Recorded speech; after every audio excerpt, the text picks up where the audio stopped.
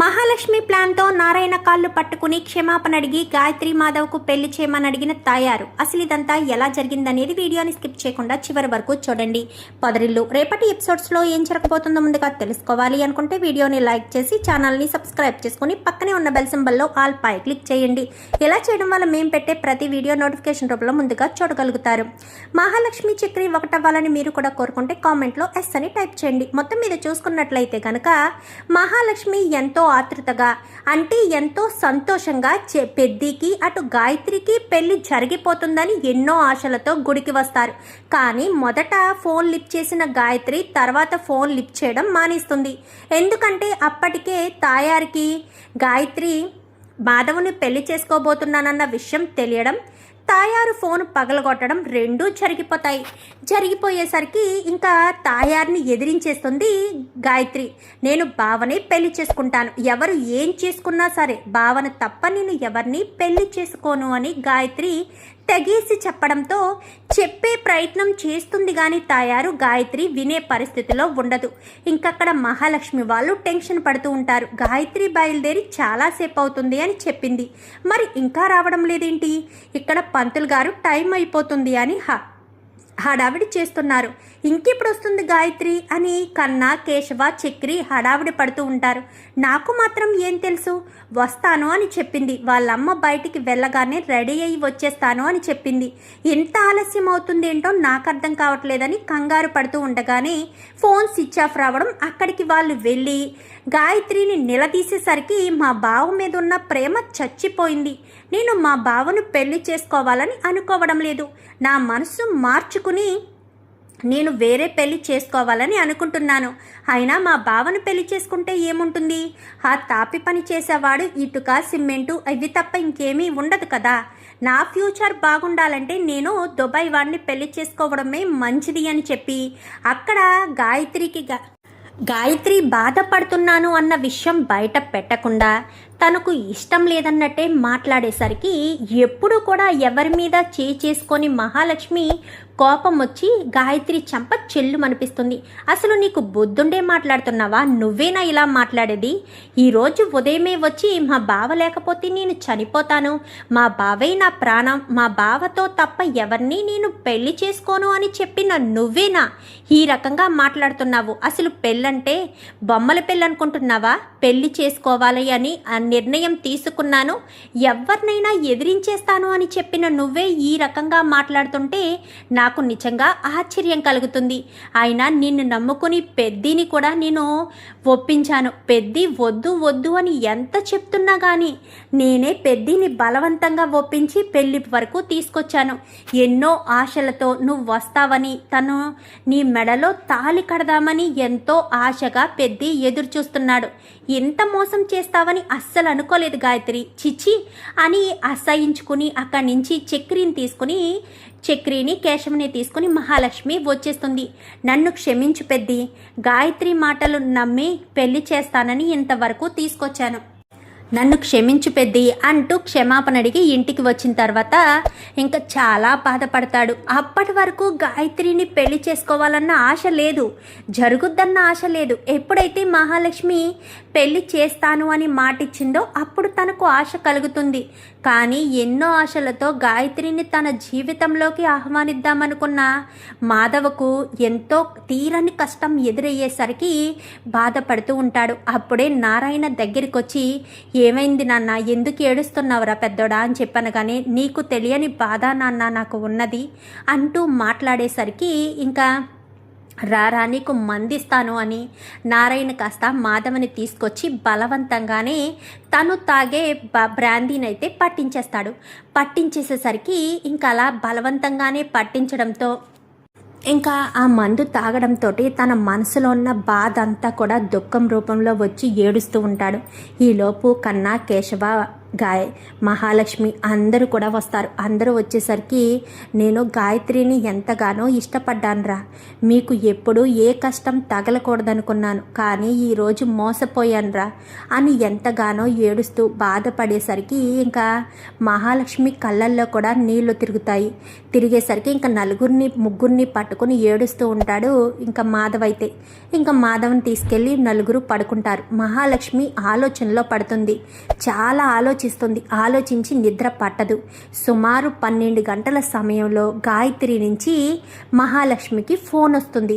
Phone వచ్చేసరికి అదేంటి ఇప్పుడు గాయత్రి ఫోన్ చేస్తుంది అని మహాలక్ష్మి ఫోన్ కట్ చేసేసరికి మళ్ళీ ఫోన్ చేయడంతో మళ్ళీ లిఫ్ట్ చేస్తుంది. ఏంటి నాకెందుకు ఫోన్ చేసావు అని చెప్పాను కానీ మహాలక్ష్మి అంటూ ఏడవడం మొదలు పెడుతుంది. ఏం జరిగింది గాయత్రి, ఎందుకు ఏడుస్తున్నావు? ఉదయం మీ ఇంటికి వచ్చినప్పుడు నువ్వు మాట్లాడిన మాటలకు నాకు నీ మీద అసహ్యం కలిగింది తెలుసా? నీ మొహవంక చూడకూడదు అనుకున్నాను. ఇప్పుడు ఎందుకు కాల్ చేశావు? ఈ టైంలో నువ్వు ఫోన్ చేయడం వల్ల నేను ఫోన్ లిఫ్ట్ చేయవలసిన పరిస్థితి వచ్చింది అనగానే, ఉదయం నా సిచ్యువేషన్ నీకు తెలియదు మహాలక్ష్మి. మా అమ్మ నన్ను మోసం చేసింది మహాలక్ష్మి. నేను గనక అడుగు బయట పెట్టి మా బావను పెళ్లి చేసుకుంటే తన ప్రాణాలు తీసుకుంటానని బెదిరించింది. నాకు మా బావ అంటే ఎంత ఇష్టమో మా అమ్మ అన్న కూడా ఇష్టమే. ఎందుకంటే మా నాన్న దుబాయ్లో నన్ను వదిలేసి వెళ్ళిన తర్వాత మా అమ్మ నేనే పంచ ప్రాణాలుగా పెరిగింది. నన్ను ఎంతో జాగ్రత్తగా చూసుకుంది. మా అమ్మ ఎంత వద్దని చెప్పినా బావ కావాలని బావ చుట్టూనే తిరిగాను. ఏ రోజు కూడా నా ఒంటి మీద చేసుకోలేదు. కానీ మా అమ్మ నా ముందే ప్రాణాలు తీసుకుంటాను అని చెప్పేసరికి చాలా భయపడ్డాను మహాలక్ష్మి. అందుకే అలా చెప్పాల్సిన పరిస్థితి వచ్చింది. ప్లీజ్ మహాలక్ష్మి, నువ్వు నాకు ఇచ్చిన మాటను నిలబెట్టుకో. మా అమ్మే వద్దు అని చెప్పిన మా అమ్మే మామయ్య దగ్గరికి వచ్చి మరీ పెళ్ళి చెయ్యమని అడిగేటట్టు చెయ్యి మహాలక్ష్మి. మా బావను వదులుకోవలేను. ప్లీజ్ మహాలక్ష్మి అర్థం చేసుకో. మా అమ్మని ఎదిరించి నేను పెళ్లి చేసుకోలేను. ఏదో ఒక ప్లాన్ చెయ్యి. చదువుకున్న దానివి, తెలివితేటలు గల దానివి, ఏదో ఒక ప్లాన్ చేసి మా అమ్మ తనంతట తానుగానే బావకిచ్చి పెళ్లి చేసేటట్టు నువ్వే చేయాలి మహాలక్ష్మి అంటూ ఫోన్ పెట్టేస్తుంది. ఇదేంటి గాయత్రి నాకు అప్పగించింది? వాళ్ళమ్మ మనసును నేనెలా ఎలా ఒప్పించాలి అని ఆలోచిస్తూ గాయత్రికి నిద్ర పట్టకుండానే ఫోన్ ఓపెన్ చేసి చూస్తూ ఉండగా ఒకటి కనిపిస్తుంది మహాలక్ష్మికి. అది కనిపించడంతో వెంటనే ఆలోచన వచ్చి పడుకున్న చక్రిని కాస్త నిద్రలేపేసరికి ఏంటండి ఈ టైంలో నన్ను ప్రశాంతంగా పడుకోనివ్వరా అనగానే, మీకు ప్రశాంతత కావాలా, ముందు ఇలా రండి అంటూ చేయి పట్టుకుని పెరట్లోకి తీసుకెళ్తుంది. ఎందుకు ఇప్పుడు నన్ను నిద్రలేపారు అనగానే నాకు ఒక ఆలోచన వచ్చింది. దానికంటే ముందు నాకు గాయత్రి ఫోన్ చేసింది అనగానే, అదెందుకు ఫోన్ చేసింది మీకు? అది ఫోన్ చేస్తే మీరెందుకు మాట్లాడారు అనగానే, వాళ్ళమ్మ చనిపోతాను అని పీక మీద కత్తిపీట పెట్టుకుందంట. అందుకే తను అలా చెప్పాల్సిన పరిస్థితి వచ్చింది అని చెప్పింది. క్షమాపణ అడిగింది. మా ఇద్దరి పెళ్ళి నువ్వే చెయ్యాలి అంటూ బ్రతిమలాడింది. అందుకే నాకు ఒక ఆలోచన వచ్చింది అనగాని, ఏంటి? మీకు అబద్ధాలు చెప్పడం చాలా సునాయాసంగా వచ్చు కదా.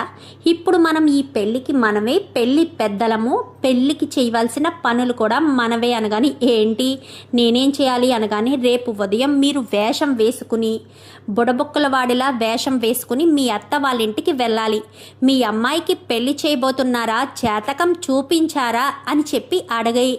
ఏదో రకంగా వాళ్ళని గుడికి వచ్చి అక్కడ ఉన్న స్వామీజీతో నిజాలు తెలుసుకుని మనం పెద్దతో పెళ్లి చేసేటట్టుగా ప్లాన్ చేయాలి అనగానే, మీరన్నది ఒక్క ముక్క అర్థం కాలేదు మహాలక్ష్మి గారు.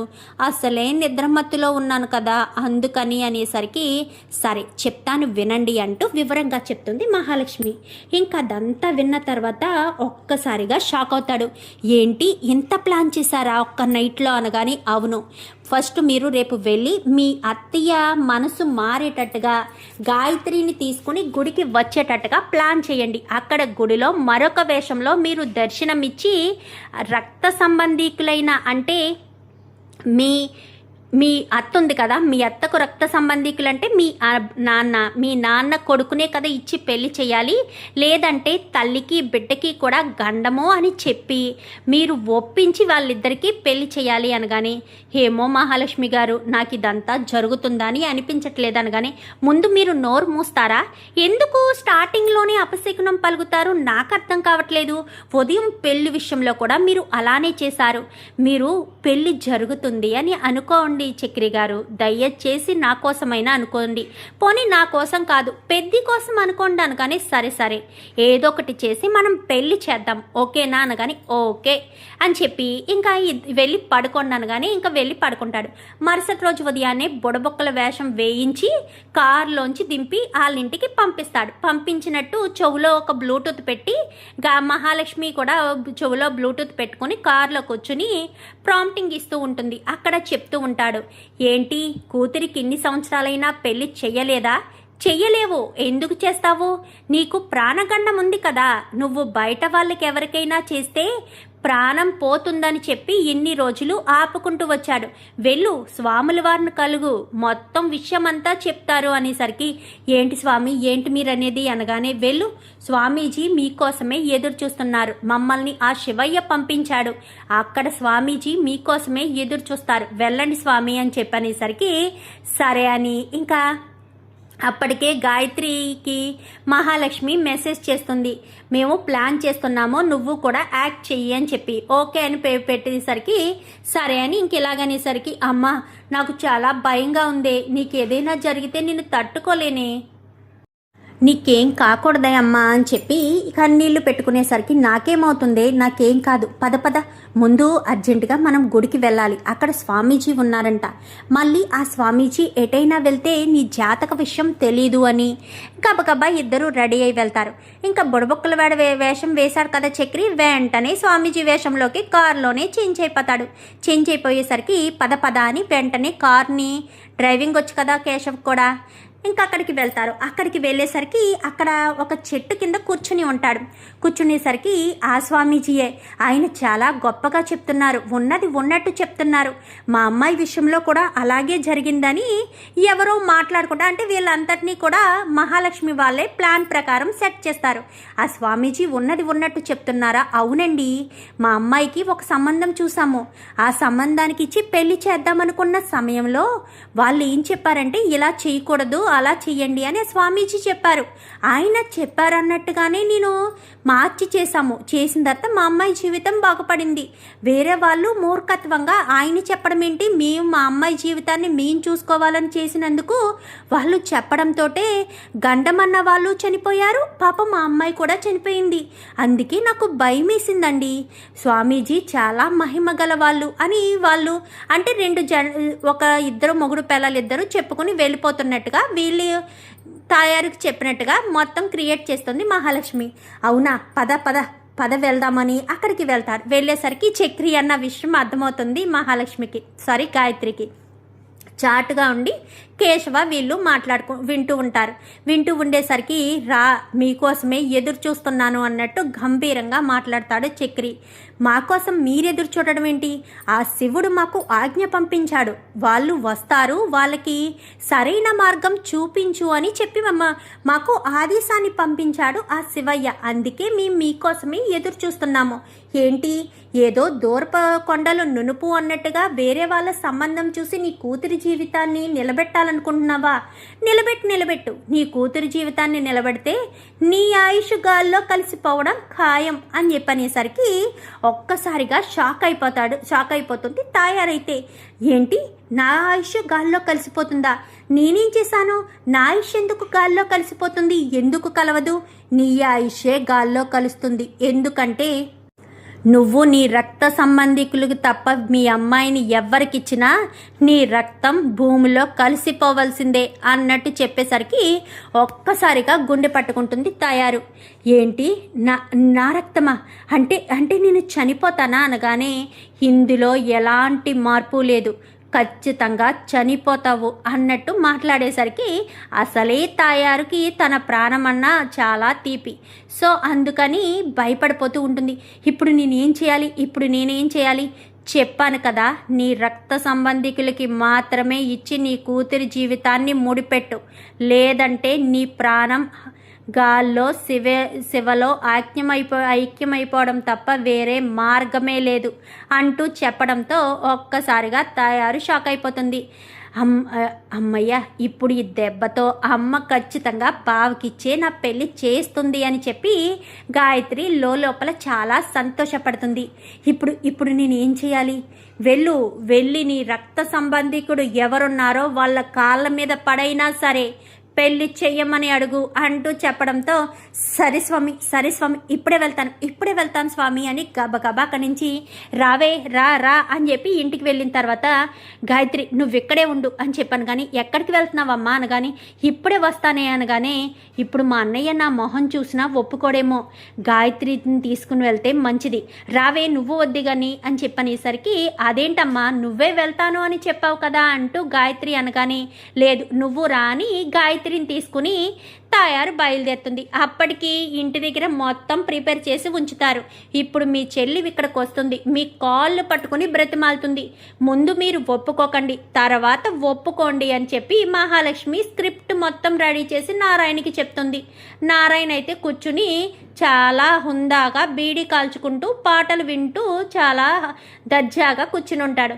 ఈలోపు తాయారు పరుగున వచ్చి అన్నయ్య అని చెప్పనేసరికి ఈ వినిపించలేనట్టుగా లోపల నవ్వుకుంటూ ఉంటాడు నారాయణ. అయితే ఉండేసరికి అన్నయ్య అని చెప్పాను కానీ ఎవరు నన్ను అన్నయ్య అని పిలుస్తున్నారు, అయినా నన్ను అన్నయ్య అని పిలిచేవాళ్ళు ఈ భూమి మీద ఇంకా ఉన్నారా అనుకుంటూ చూసేసరికి నువ్వెందుకు వచ్చావు? అన్నయ్య నారాయణ అంటూ పిలుస్తావు కదా, మరి నువ్వు నన్ను అన్నయ్య అని పిలుస్తున్నావేంటి? నాకు అందుకే ఆశ్చర్యం కలుగుతుంది. ఎండ ఎందుకు ఎంత గట్టిగా ఉంది, ఈరోజు ఎంత గుబులుగా ఉంది ఏంటి అనుకుంటున్నాను కోడలి పిల్ల. ఈవిడొచ్చి అన్నయ్య అని పిలవడం వల్లే ఇంత అనర్థాలు ఎదురవుతున్నాయన్నమాట అని చెప్పి వెటకారంగా మాట్లాడతాడు. అది కాదన్నయ్య, నువ్వే నన్ను కాపాడాలి అనగాని నిన్ను నేను కాపాడాలా? నువ్వే అందరిళ్ళ మీద దుమ్మెత్తిపోస్తావు, వాళ్ళ కుటుంబంలోకి కోడలే అడుగు పెట్టదని, మీ కుటుంబం నిర్వీర్యమైపోతుందని దుమ్మెత్తిపోసే నిన్ను నేను కాపాడాలా? నేనెంతటి వాడినమ్మా నిన్ను కాపాడడానికి అంటూ భారీ డైలాగులే వేస్తాడు. ఏంట్రా కన్నా మీ నాన్నను కొంచెం చెప్పమంటే బాగా నటిస్తున్నాడు, అవకాశం వచ్చింది కదా వదిన అందుకని బాగా నటిస్తున్నాడు, నటించని ఎన్ని రోజులు మా అత్త ఎగిరెగిరి పడింది కదా, ఇప్పుడు మా నాన్న కాళ్ళు పట్టుకునేంతవరకు మా నాన్న వదిలిపెట్టడు అని చెప్పి ఇంకా కన్నా అనేసరికి చూద్దామని ఇద్దరు కూడా చూస్తూ ఉంటారు.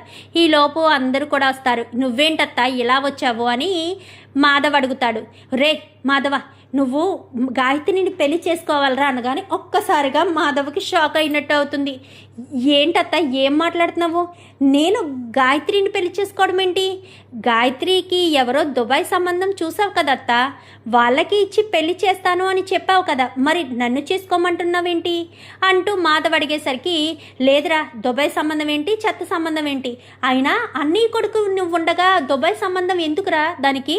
అన్నయ్య కొడుకు నువ్వు మనిషివి కాదా? మా అన్నయ్య కొడుకుని చేసుకుంటే మా ఇద్దరి మధ్య ఉన్న రక్త సంబంధం చుట్టరికంగా మారుతుందిరా, అప్పుడు మేము సంతోషంగా ఉంటాము. ఆస్తిదేముందిరా, ఆస్తి వద్దు, ఏం అవసరం లేదు, ఇంటి మీద మేము కోర్టులో వేసిన కేసు కూడా రద్దు చేసేసుకుంటాము, ఏమి వద్దురా, కానీ నా కూతుర్ని పెళ్లి చేసుకోరా మాధవ, ప్లీజ్ రా మాధవ అంటూ చేతులు పట్టుకుంటుంది.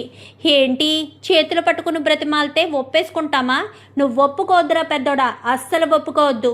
మన కోడలి పిల్ల వీళ్ళంతా వెళితే పల్లాలు ఎగిరి తన్నిందంట, మరి ఇప్పుడు ఎందుకు వచ్చిందో అంటూ సాగదీసుకుని మాట్లాడేసరికి ప్లీజ్ అన్నయ్య ఒప్పుకో అన్నయ్య అంటూ అప్పుడు కాళ్ళ మీద పడుతుంది తాయారు.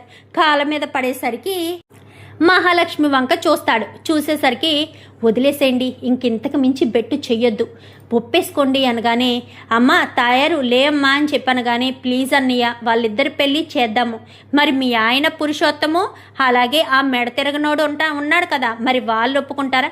పొంగులోది వాళ్ళు ఒప్పుకునేది ఏంటన్నయ్య, ఇది నా కూతురు కూతుర్ని నన్ను వదిలేసి దుబాయిపోయినోడు వాడి మాట నేను లెక్క చేయాలా?